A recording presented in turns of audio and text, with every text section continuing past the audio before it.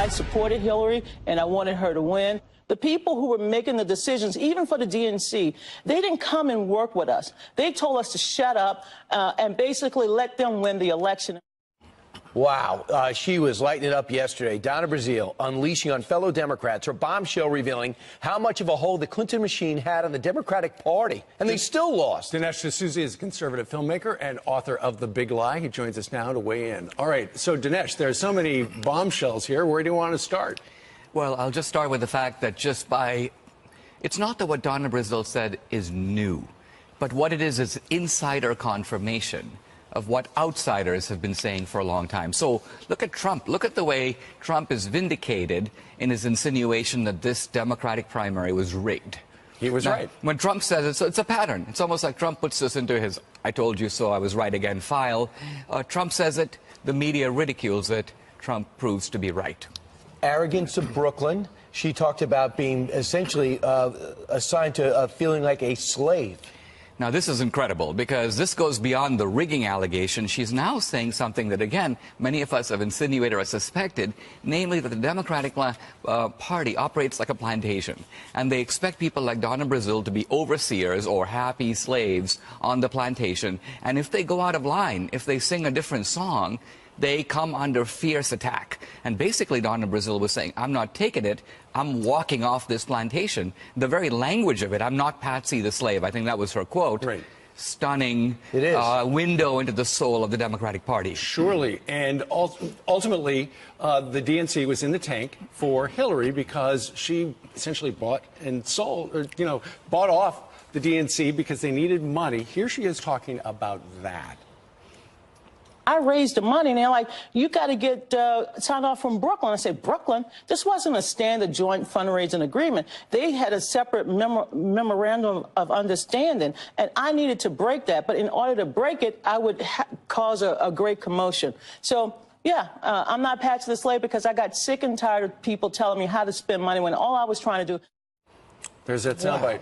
I mean, it's not only startling that they had this financial leverage, it's also that Donna Brazile says she felt fear of the Clintons. Think about that. I mean, I made a movie about Hillary. I felt fear about the Clintons, but I never said so. I never even hinted it. But Donna Brazile says, and this is almost gives you the idea that Clintons are kind of mafia, where if you run athwart them, even on the same side, you might end up in a scary place. So the thing is, marginalize Trump for saying this, marginalize Republicans for attacking, but you go ahead and marginalize Donna Brazile. And go ahead and marginalize an African-American leader of the Democratic Party and tell her she doesn't know what she's talking about. You guys go have at it. There's a joint memo by several of the Clinton staffers basically saying Donna Brazile is now regurgitating the Russian line. So think about this. They're now accusing Donna Brazile of being a pawn of the Russians. Oh, boy, oh, boy. All right. Quite a book. Yeah, that is a huge leap, by the way. The biggest leap yet. Dinesh D'Souza, thanks so much. Thank you. Is raising questions about how Clinton Foundation donors influenced the State Department. Again, that pay to play. We want to bring in the creator and producer of the documentary Hillary's America, Dinesh D'Souza. Dinesh, good to see you. Thank you so much for joining us. Obviously, your film has been getting a lot of talk and praise for pointing all of this out. What's your take on this? Hillary Clinton actually giving jobs to donors in government. I think that these latest revelations are just part of a continuing pattern, and what the pattern shows is the way in which the Clintons sort of do business. They have essentially taken public policy and a foreign policy and made it a matter of access. If you have money, they're willing to trade. And so it's a very bizarre phenomenon. Essentially, the Clintons are selling public policy. And you have to understand that that's how they've accumulated this enormous personal net worth. They've gone from zero to a couple of $100 million on a government salary. So what is the product that they've been selling? They didn't start a business. They didn't invent the iPhone. Their product is public policy. It's a very scary thing to contemplate. You know, we were just chatting during the commercial break here about the Elizabeth Warren hearing, where Elizabeth Warren was just, hammering John Stumpf. I'm not defending John Stumpf or Wells Fargo because that was a horrible thing that Wells Fargo did, creating these 2 million phony accounts. But she was so aggressive on him, and we haven't heard a peep out of her in terms of these kinds of things. She's supporting Hillary Clinton. There are new pay-to-play questions right now over former President Bill Clinton.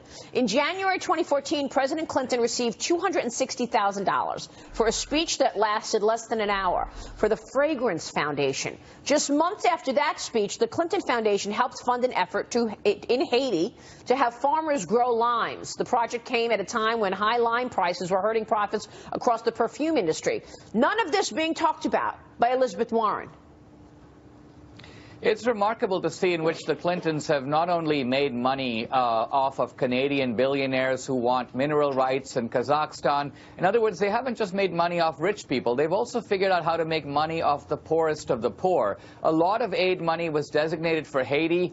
Hillary Clinton's brother got on a board and made money out of Haiti mining contracts. The Clinton Foundation has gotten all kinds of benefits out of Haiti. So this is actually a very tawdry picture of using the trouble spots in the world and some of the most desperately poor people in the world in order to benefit the Clintons personally and also to benefit their foundation, which has gone from $0 to $3 billion.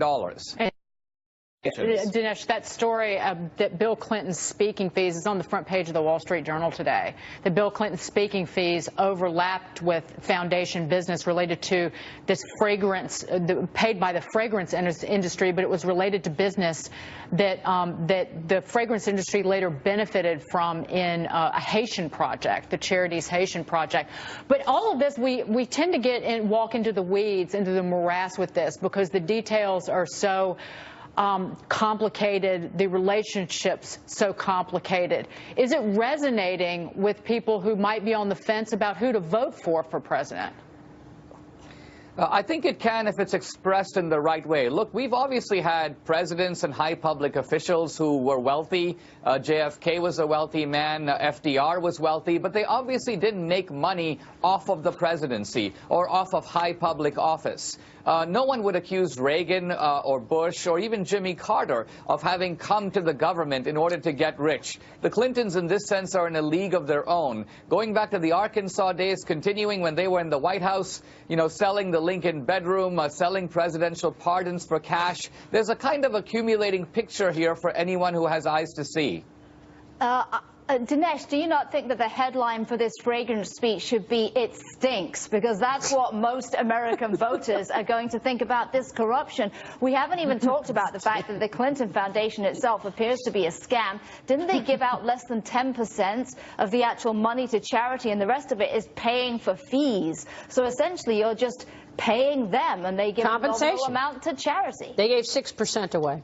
6%. Yeah, their foundation is the foundation is clearly a charity front. It's really a way for them to accumulate wealth for themselves. And if you look at Bill Clinton's speaking fees, his speaking fees were in the normal range of other former presidents until Hillary became a powerful senator, and then when she became Secretary of State, his speaking fees literally quadrupled. He's gotten $500,000 to $700,000 for a single speech. The speech itself is pure rubbish, but by and large what people are paying is they're paying for something that they wanted Hillary as Secretary of State to do, and the speech was a kind of disguised form of a bribe.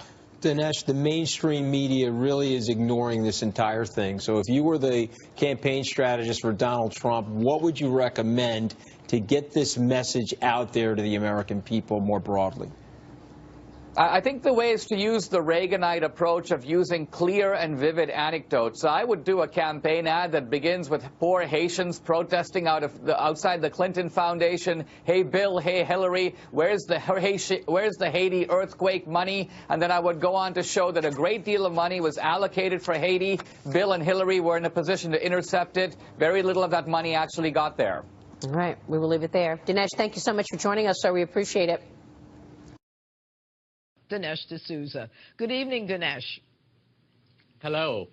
All right, Dinesh, what I'd like to find out from you is, having written Hillary's America and produced it, do you feel when you see her coming back that she's looking to recreate Hillary's America again? And what are the chances of that? I think with Hillary, as with Obama, you're dealing with characters who have no ability to change, to really innovate. They're what they are now, what they always have been.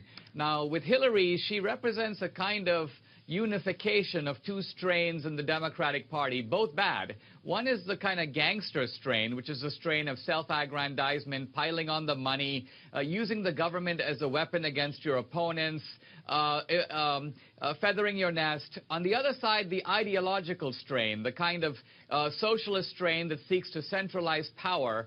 And Hillary has sort of united these two strains in the Democratic Party. Now, when she was in the government, she was able to draw money because she could both intimidate her opponents and also offer carrots to foreign governments, foreign entities, essentially by paying her. But she doesn't have that power anymore. Exactly, and this is why I think her re-entry into politics is going to be so intriguing, because she's now got to rely on that Clinton shysterism to cajole money out of people who are going to be reluctant to give.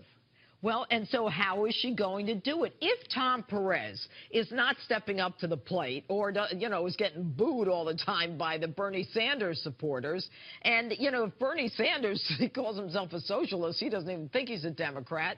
I mean, is there room, is there a vacuum so that Hillary does come back?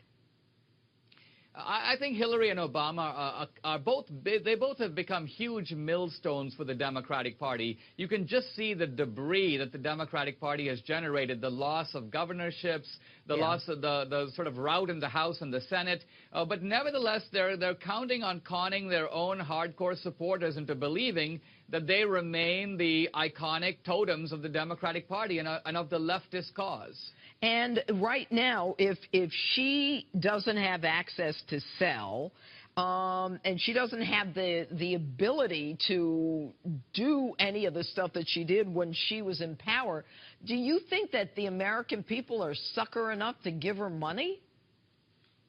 I don't think the American people are. The real question is, can she tap into the large engines of money and power on the left? Remember that the left has been sort of routed from the government, but they remain very dominant in academia, in the media, in Hollywood, in the whole world of the culture. And there's a great deal of both cultural power, but there's also a great deal of money, George Soros and so on. So the question is, do the Clintons still have their greasy magic to be able to get money out of those people? Yeah, well, you know, I would suspect that, you know, given the women who are marching on the day after the inauguration, I mean, and you'd ask them, what are you marching for or against? They didn't seem to know that, you know, it's just a generic kind of, we're not happy and maybe, you know, let's get behind her. But let's talk about socialism, Venezuela. All right, the protests in Venezuela and what is happening over there, because people are revolting because they want food and they want medical care. I mean, do you see a connection between the message of Hugo Chavez, his ability to raise money, and the trauma that's going on in Venezuela now?